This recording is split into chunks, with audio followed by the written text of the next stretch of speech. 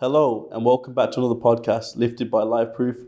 I'm your host, Tizzy, and today I'm joined with Tristan, also known as TB, Yeah, man. a Wolverhampton-based rapper, to talk about the music scene and the importance of the journey of an artist. Yeah, 100%. So, TB, do you want to introduce yourself to the viewers? Yeah, I am Tristan, go by the artist name of TB. I'm a 22-year-old grime artist from Wolves. Nice to meet you, Tristan. So, I want to get to know you a bit more about you, how you managed to break through your journey, because I'm sure a lot of viewers can relate to what you've done or what you might continue to do. So, first question off the jump. You've been on the music scene for over 5 years now. Yeah, just over 5. Can you share with us, like, initially what drew you to the grime scene initially? Well, I had a lot of family members, like spitting bars and that. Like we'd all be in the kitchen having a drink, everyone would be spitting, doing their thing. Yeah. And at the time, I was kind of going down like a bad path in life, getting in trouble with feds, and on road a bit. And yeah, I kind of used music to change it all, really. I got brought into a place called Pizza Bar Music Project through the youth offending team. And it's basically just like free studio time, really. So that's how it all started. So when you say bad path, like what exactly, without obviously putting your business out there too much, like what exactly was leading you down that bad path? Probably the people around me, like the influence. So surroundings, like friends or outsiders? Bit of everything, really. Bit of both. Yeah. And what would you say like was the first initial thing that started to help you move away from that? Like what was the first like hand out that managed to pull you away from that sort of stuff? Probably the youth offending team taking me to the studio, giving me free studio time. Free studio time. Yeah, man.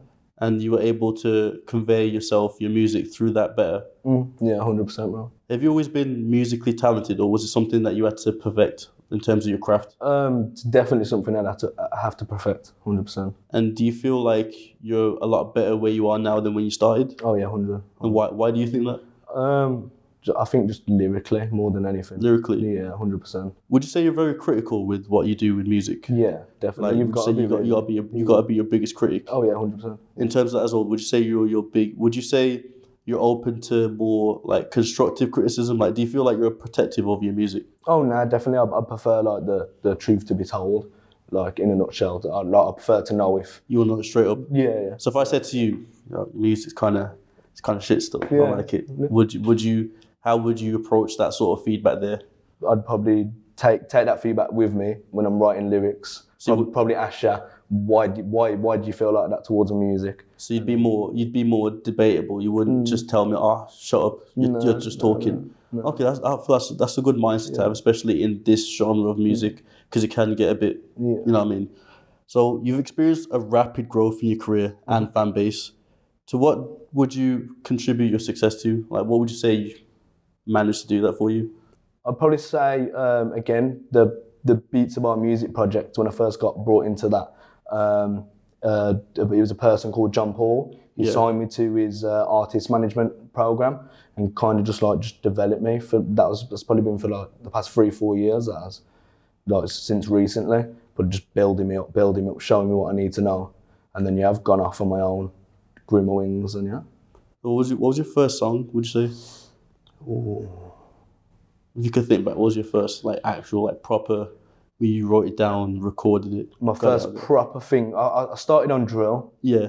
To begin with, I won't tell you the names of those songs, so I don't want people going fair enough. But the first actual song that I probably sat there and put my actual thought and process in was probably called "How I'm Feeling," and it was how I'm feeling. Yes, it was an acoustic freestyle, kind of just a bit deep subjects, kind of, yeah. And I know it's called How You Feeling, but I'm guessing you called it that because it's how you're feeling. Yeah. And what sort of stuff what were you speaking about mostly in that? What was resonating through that song? Well, at the time, I just lost my granddad, and I was going through a hard time in life, really, not really knowing where I want to go, what my direction was, what path I wanted to go down. A bit confused, really, but yeah. So it was more of an expressive piece. Yeah, definitely. So it's about. Would you say it's a lot more conscious? Yeah. Would you say that's your most conscious song? Yeah, 100%. So in terms of views, you've got over, was it 1K subscribers on YouTube? You've been featured on a lot of channels like this, P100, JDZ Media. How important is media presence in a career, in your opinion? I don't really like, okay, how can I put it into words? So, okay, me personally, I prefer to build on my own channel rather than go into someone like, I don't know, Link Up TV or Mixtape Madness, for example. Yeah. You pay £350 to get onto their channel, an hour later, 20 other videos have been uploaded and your videos down here. Yeah. So, regarding media, I prefer to kind of do everything myself on my own channel. Organic. Yeah, organically. You like that organic build my own fan base. So do you not believe in like paid promo basically? Yeah, I do. Yeah, I've touched on a bit of paid promo, like the Google ads and the TikTok like ads and stuff like that. But again, I just literally do everything myself, bro. So you want to remain. You think the best way going forward is to remain organically with the growth? Not the best way to going forward, no. But I feel like what I'm doing now, building a fan base. You know what I mean? I'm not just going on Link Up or GRM and just getting it anyway. Yeah, that's what I'm saying. I'm building it off my own back, and I know they're going to be like loyal supporters, if you like, and they're going to be there because they've been there from the beginning. What's your thoughts on your fan base? Do you feel like it's been well established, or do you feel like it's a bit of a grey area? Like, what are your thoughts on that? No, I think I've got a pretty good fan base. Do you get a lot of feedback? Like a lot of comments? Do people on music, like? Yeah, quite a few, to be fair, quite a few. A lot of them positive, or 9 times out of 10, yeah. 9 times out of 10. Have you ever seen any sort of negative feedback that kind of got to you? Because when they were all human, and we can be critical on what we do. So have you ever had like any sort of comment that kind of it did kind of touch a nerve a bit, and it did make you think? I wouldn't say I'd have any comments that have touched a nerve. When I first started, there was a lot more negative comments than there is now. Yeah. But I kind of used those negative comments to fuel you. To fuel me. I wanted to, you don't like my music? I'll bring out more music. Okay, so you just keep you're hitting them with more. Yeah, and then over time I've improved, and like my lyrical flows have got better, and now people who hated back then, they're like, oh bro, you're actually... They kind of warm up to you. Yeah. I've also found that you were winning the semi-finals for Best Act in the West Midlands for the Big Nasty competition. Yeah. That's quite a great achievement. Yeah, man. How has the recognition from that like developed you?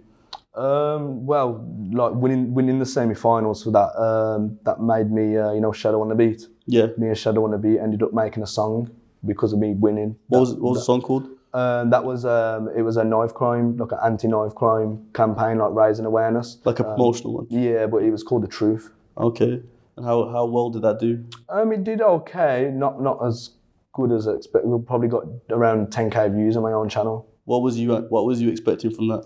I'm not quite sure, to be honest. I think I was expecting around the 10k mark, but I don't know. Maybe if it was an actual song rather than a campaign raising awareness, it might have done a bit more better, maybe. Do you feel like it was well received, or do you feel like it could have been marketed a bit better? No, I reckon it could have been marketed a little bit better, to be fair. If you could change that, what would you have done differently? Probably would have approached a lot of knife crime organisations with the actual song, saying you can use this if you want to. Yeah, work with the charity instead of just putting it out there. Yeah. Would you say that's one of your greatest achievements in your career so far, or would you put something else above that? No, I'd probably say my greatest achievement. I 2020, I think it was. I opened the finals for England's boxing team at the Commonwealth in Birmingham. Oh, did you? Yeah, I got featured on ITV News and that as well. That's your proudest moment? Mm-hmm. Definitely. And how much does that mean to you? Like, because I feel like when people go like.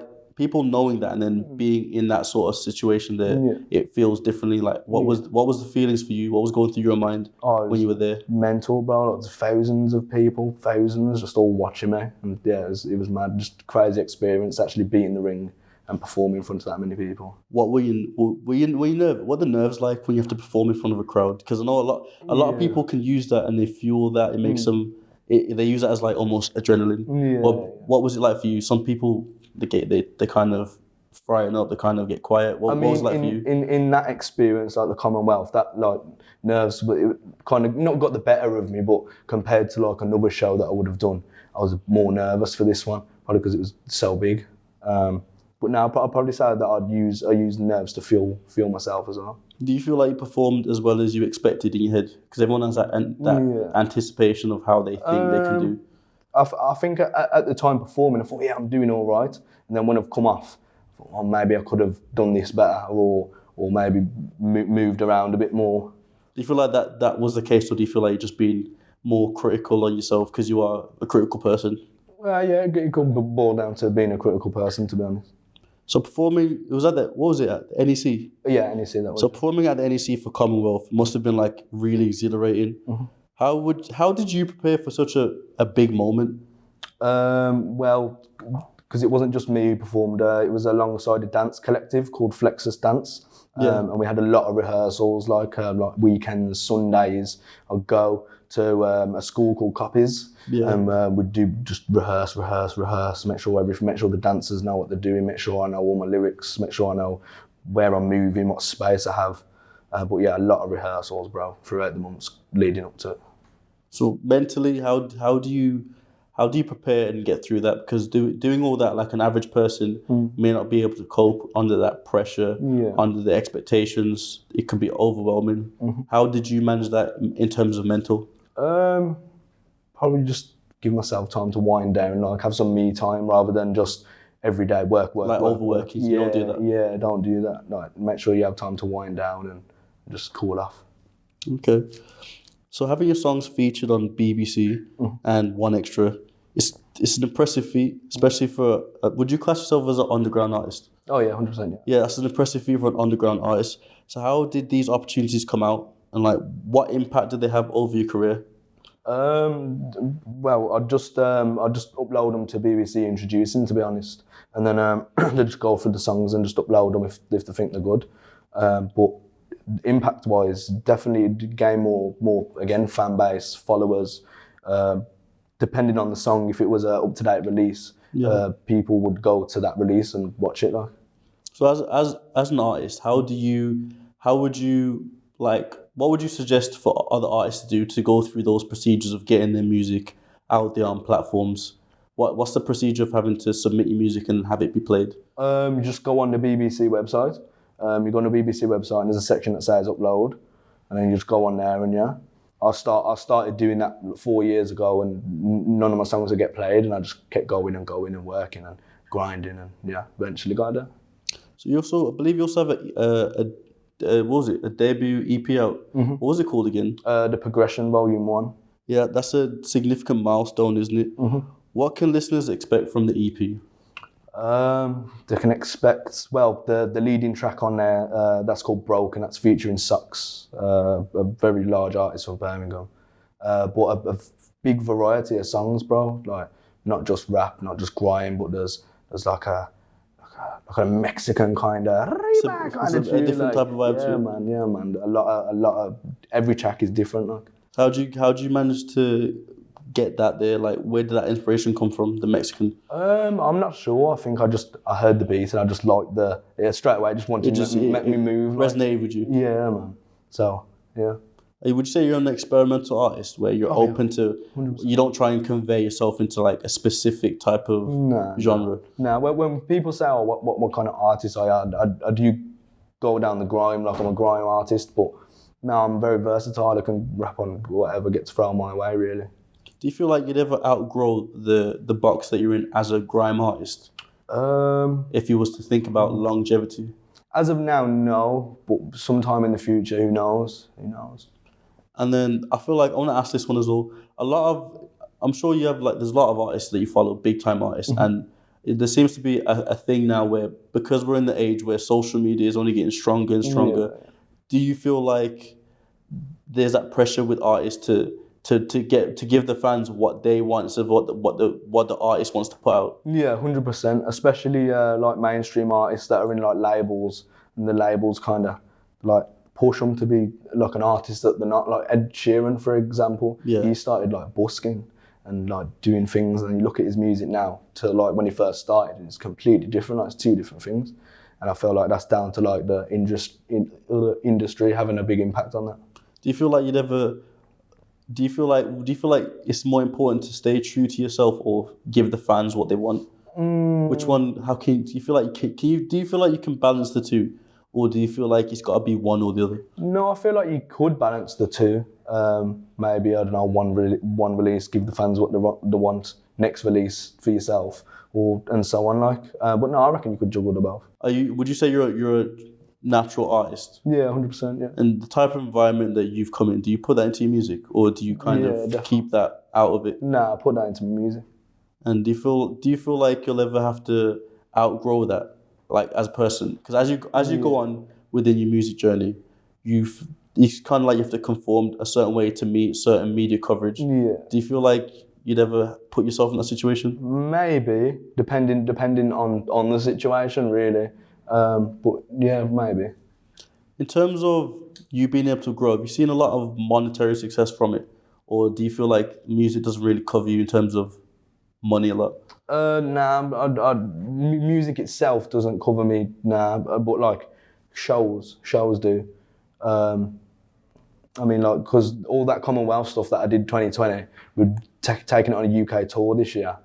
We did Wolverhampton 2 days ago. Yeah. 2 days ago. I think I got Lincoln next. That's next month. Then I'm in Derby, and then I think Birmingham as well. Like shows and that, I get a lot of money, but actual music. How many shows have you done so far? I couldn't even tell you, bro. A lot. Not a number. Yeah. What's it like being on the road, constantly going from place to place? It's very busy. It is very busy. You have to slot things here and there and find a lot of spare time. A lot of organisation. Yeah, man. In terms of you doing that, like I'm sure as you go on and as you develop your career, you'll only do more of that on a bigger scale. Yeah. Can you ever see yourself getting burnt out? And have you ever had the feeling of feeling burnt out? Yeah, not exactly that, but coming up to it. Something like, similar? Yeah. What was that for you? Kind of like when I've got shows left, right and centre, and then like my personal life's kind of getting in the mix of that, and I'm like, oh, I've got to change this, move this, I can't do that, can't do this, and it's like, what am I going to do? So being the artist you are now, do you feel like it's compromised anything in your own personal life? Because I'm sure being an artist takes away a lot of attention to certain things that you might want to prioritize. Yeah. What's it like juggling your normal life and the life of being an artist? It can be quite stressful sometimes. Like I remember going for a job interview once, and they'd done a bit of digging, and the founder was an artist, and then they was like, no, we can't take it.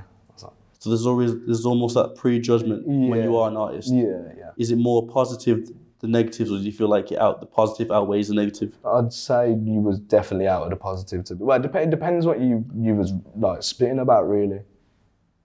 So what about relationships in terms of family, friends? Does that get hindered when you're doing this whole artist thing? Nah, to be fair, no, it doesn't. Do you feel like you're able to juggle both? Yeah, 100%. I get like family. I get a lot of support through music from my family. Friends get involved. Music videos, they want to come. From studio, they want to come. So now I definitely won't say relationships or anything got affected by music. Have you lost any friendships or relationships due to the change within your life? Or have you gained any new relationships or friendship that you're appreciative for the journey? Oh yeah, I've gained quite a few. One of them being J-Man. He's another Wolverhampton-based artist. Sick man. He's been in the game a long time, but yeah, me and him have become a lot closer because of music. Any relationships lost from it? Or nah, not lost. Nah. Nothing's been changed? Nah. If you could collaborate with one artist in the world, who would it be? Probably say Mo Stack. Mo Stack? Yeah. Why Mo Stack? Cold. It's one of my favourite artists. Favourite artists? Yeah. What's your favourite track? You got a favourite track? Probably be Cream off his new album. Has he got a new one? Mm-hmm. Which one? What is it? The collab one with Mist? Nah, you're back some time, bro. Nah, the one that it came out this year, didn't it? The one they did with Mist. Mist? I don't know. So if you could collab with a local artist, who would it be? I'd probably say Devilman. Devilman. Yeah, I do. Does he still do music? Yeah. Is he still about? Yeah. I not long went to a festival with them all. Did you? Were you performing there, or just? Yeah, performing. So being featured in the Express and the Star several times is quite a notable feat. How do these kind of media features impact your connections with the audience? Oh, well, each one was different, but it'd be nice because, like, say, like the fourth article that would touch on a much like older audience, like older people, because it would be like touching base on domestic abuse, for example, and then my latest article, I made a tribute song for my friend because sadly passed away from cancer, and that touched like audiences from Telford. A wide range. Yeah. So yeah, definitely. What's your audience? What would you say your primary audience base is? What location? In terms of like age range? Age range. Yeah, what would you say, if for you, have you got a target age range for your music? What, when I'm making music, when I write it? Yeah. Not specifically when I write it, no, but like if I go on to like my YouTube stats now, it will tell me my main audience is between like 18 and 27. Do you engage a lot with fans, like in terms of 100%. communication? Yeah, 100%. What's been like your most closest encounter with a fan? I did this is a while back now, a while ago. I did a giveaway for some Air Force Ones, and yeah, like the fans would have to like repost the thing, tag the friends, and then yeah, Just pick one at random. Yeah, pick one at random and gave them the prize and that. Were they custom forces or just a random pair? Custom. What did they have on, like your name? Nah, it's just any design like that they wanted. Was the fan grateful? Yeah, very great. Was it an in-person interaction or? Yeah, in person. Where were they local? No, I think it was Birmingham. So you had to travel out a little bit? Yeah. So what's next for you then, TB? What can fans expect from you in terms of new projects, singles? Well, I've just been signed to a new label called Taste That Music. And yeah, we're gonna mash some serious work 2024. I've got a project touching base on sexual assault, both from a female and male perspective. Yeah, more features from big artists, and yeah, man, 2024 we go again, man. What is the goal for you? What's the long-term reach, and what's the message you want to leave out to your fans overall? The main goal is to get mainstream. I want to be up there. I want everyone to hear my voice. Do you know what I mean? I want my face to be everywhere. And what I'd probably say to the fans is keep supporting it. Just keep pushing and keep supporting the movement. I like that. Very humble. Yeah. Nice to meet you, TB. It's been great having you. That's it for today. Thank you for watching and stay tuned for more.